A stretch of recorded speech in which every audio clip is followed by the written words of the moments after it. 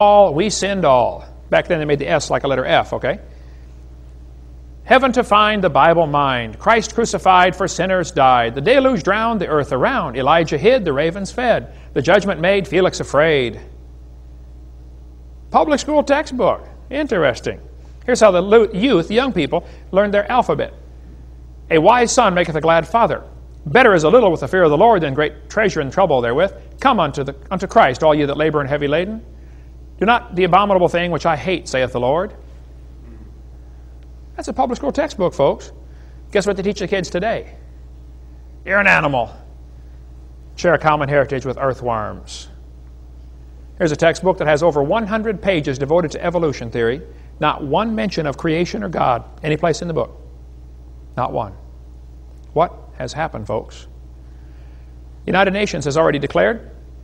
They had a World Declaration on Education for All in 1990, called for the nations of the world to adopt a common education system, complete with implementation timetables and recommended curriculum. In our own nation, Goals 2000, School to Work, and the Elementary and Secondary Education Act, Profiles of Learning, are totally consistent with the One World Government recommendations of the 1990 UN Declaration. You ought to get hold of Bob Fry in Minnesota. We'll put his address up here, and you can call Bob about more stuff on the... He's very involved in fighting this type of thing right here. A humanist said in the Humanist magazine, John Dunfree said, the battle for mankind's future must be waged and won in the public school classroom by teachers who correctly perceive their roles as proselytizers of a new faith that will replace the rotting corpse of Christianity. This guy said every child who enters school at age 5 is mentally ill because he comes to school with allegiance toward our elected officials, founding fathers, institutions, government, patriotism, nationalism, sovereignty. All these prove the child is sick because the well individual is one who has rejected all those things and is what I call the true international child, communist, of the future. Dr. Pierce from Harvard University. Well, Dr. Pierce, I'll buy you a one-way ticket also to the Soviet Union if you use it and don't come back. I've been over there, folks. You don't want what they've got. Here's a social science book, public school book. They said any child who believes in God is mentally ill. Education is the most powerful ally of humanism, and every American public school is a school of humanism.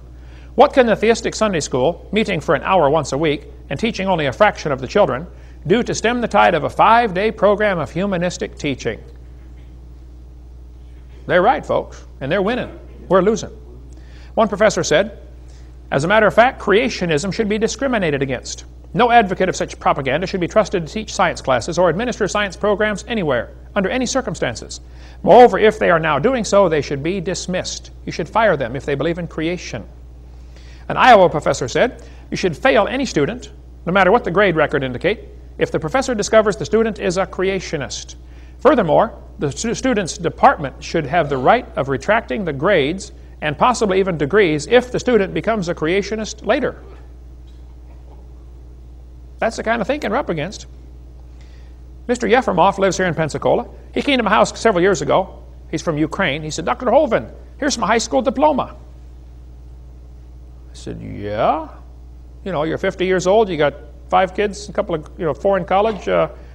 Why are you handing me your high school diploma? He said, when I was in Ukraine, I went to school, had good grades. They grade them 1, 2, 3, 4, 5. 5's the best. He showed me his report card, all 5s, like straight A's. He said, but we had a test to take before we could graduate. Senior year in high school, one of the questions on the test was, do you believe in evolution? I answered, no. They refused to let me graduate. I said, well, how'd you get the diploma? He said, oh, you remember last year when we made your videotapes in Russian and he did the voice on them? I said, yeah. He said, I sent them to my village where I grew up in Russia. The mayor watched them, made all the city council watch the tapes, and they said, wow, Eugene went to America and became a movie star. They put him in the public school to make all the public school kids watch him. The kid who was there, the guy who refused to let him get his diploma 35 years ago, had now become a city councilman. And the mayor said, go ahead and send him his diploma. Okay, yes, sir. He said, I just got my diploma in the mail. What do you think, Brother Hover? I said, wow. What a story. See, the humanists have decided years ago they're going to use the education system to spread their evolution and humanism because that way we pay for it. We're paying to spread their religion. So what's going on, folks? Communism is anti-Christian in every single way. The communists have 8 rules for revolution, different ways, different things they want to do to take over a country. We don't have time to go over them all now. I have to cover that some other time. Or get our college class, CSE 103, where we cover this in much more detail. Evolution is the foundation philosophy for Nazism. Why did Hitler do what he did? Well, we'll cover that tomorrow night. It's the foundation for Nazism, communism, socialism, Marxism, and the New World Order. Coming soon. We'll talk about that tomorrow night. Very politically incorrect. You don't want to come tomorrow. And then we'll tell you what you can do about it. Amen. Coming next. Well, welcome to the last session on what's on our videotape number 5 about the effects of the evolution theory, how that evolution is responsible for the rise of communism, Marxism, socialism, and tonight we're going to talk about Nazism, the last one, and then the New World Order. Then we're going to tell you, what do you do about it? Our world is quite obviously falling apart. What are we going to do? Nazism is based on the philosophy of evolution. You have to think one race is superior to another. Mussolini, the Italian dictator, thought that the Italians were the superior race, and everybody else should be eliminated. Of course, Hitler felt the same way. He thought the Germans were the superior race. He believed in Aryan supremacy. Hitler believed the Germans were the superior race that deserved to rule the world. Everybody else was just taking up room. The German Führer consistently sought to make the practice of Germany conform to the theory of evolution. This fellow said a direct line runs from Darwin through the father of eugenics movement, Darwin's cousin Francis Galton, to the extermination camps of Nazi Europe. Exactly right. In Hitler's book, Mein Kampf, you can read his racist philosophy. It just kind of oozes off every page. Adolf Hitler's mind was captivated by evolutionary thinking, probably since he was a boy. Evolutionary ideas lie at the basis of all that is worst in Mein Kampf and in his speeches. Hitler offered to send the Jews to anybody who would take them. He said, you want these Jews? I'll send them to you. I read a lot about Hitler and the Holocaust. You ought to read the book While 6 Million Died and see what the rest of the world did. Did you know Hitler offered to send the Jews to America and Roosevelt refused to let him? Unbelievable what happened, folks, during before World War II. In Hitler's book, Mein Kampf, on page 286 in this edition, he said, even less does nature desire the blending of a higher with a lower race. Who's a higher and a lower race, Adolf? Hitler kept talking about the Aryan blood and lower peoples. Well, who's an Aryan anyway? Well, I found Hitler's hit list. I was reading in Keene State University, New Hampshire. I was doing some research in their library there one time, and I found they got a whole section of the library just about Hitler and the Holocaust. I thought, wow, I was in hog heaven. So I asked the librarian, why did Hitler kill the Jews? Why not somebody else? He said, I'll show you the list he was using. He brought me book after book after book. For 6 hours, I copied $20 worth of pages, 10 cents at a time, out of that library. Here's the list Hitler was using. Hitler thought the blonde-haired, blue-eyed Nordic were close to pure Aryan, the superior race. Did you get all that? Blonde hair, blue-eyed, Norwegian, Vorden started till i dag. Ja, sure, you betcha. Oofta. And he thought the Germans were mostly Aryan. The Mediterraneans are slightly Aryan. The Slavics are half Aryan, half ape. The Orientals are slightly ape. The black Africans are predominantly ape. And the Jews are close to pure ape. Hitler killed the Jews because he honestly thought he was speeding up the process of evolution by eliminating what he thought were the inferiors. If he would have killed all the Jews, guess who would have been next? Blacks. Hitler hated black people. Does anybody know where the Olympics were held in 1936? Berlin, Germany. Does anybody know who won the most gold medals? Jesse Owens, the black American athlete. Hitler was so angry, he said, it's not fair to make my men race against this animal. One of the Jewish prisoners who survived the Holocaust said, there is a difference between those who look upon their fellow human beings as common creatures of a common creator and those who look upon them of a conglomerate of biologicals and chemicals. Hey, is man just a bunch of chemicals that got together by chance over billions of years, or were we designed by a creator? That is a fundamental difference, folks. So that's the difference between creation and evolution right there. By the way, the Jewish Talmud, not the Torah, which is the Old Testament, the Talmud teaches that anybody who's not Jewish should be killed. The Talmud says all non-Jews are to be exterminated. All Gentile children are animals. Even the best of the Gentiles should be killed. You'd be surprised how many religions in the world teach that they are the only one, not just the only one that's going to heaven, but the only one that deserves to live. You ought to read what the Muslims teach. You know, official Muslim doctrine is, according to Islam, you can read about the Prophet, a great little book here if you want to read about how the start of the Muslim church. or about who is this Allah anyway. These are books we offer in our ministry. You can get these through our bookstore downtown here. Or Islamic Invasion by Robert Morey. Oh man, tremendous book on exposing what the Islam people really believe.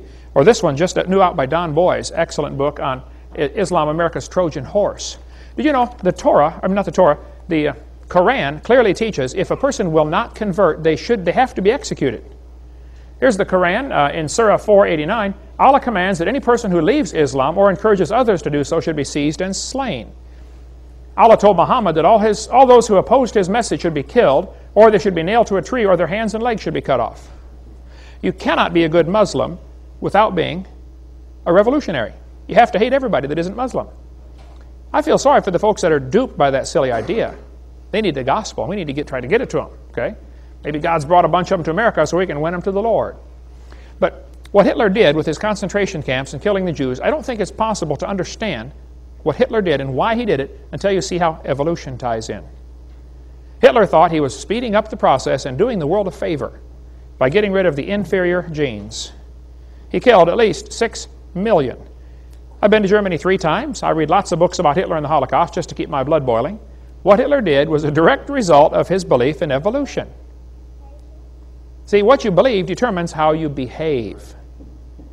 He was just speeding up the process. Hitler held his rallies at Nuremberg. I stood on the spot where Hitler spoke all of his rallies there in Nuremberg on that granite mined out of Flossburg camp where I just had been a few hours earlier, where all the Jews died trying to mine granite for Hitler's platform to stand on. Hitler tried to make the people look small. The individual is small, and the cause was great. Had these massive rallies at the Nuremberg arena there. You know, the environmental movement folks try to do the same thing. They try to make the individual look small and the cause look great. You know, people are expendable. We've got to save Mother Earth. Doing the same thing with our kids today. Hitler knew full well you have to indoctrinate the young people. And the evolutionists have worked very hard to infiltrate our school system and thoroughly indoctrinate the young people. It's interesting, Hitler referred to the Jews as parasites in the body of nations. The abortionists refer to the unborn child as a parasite in the woman's body. Same language. Hitler, one of his justifications for believing in evolution was the gill slits. We talk about that on video 4, the idea that the embryo has gills made up by the German professor Ernst Haeckel.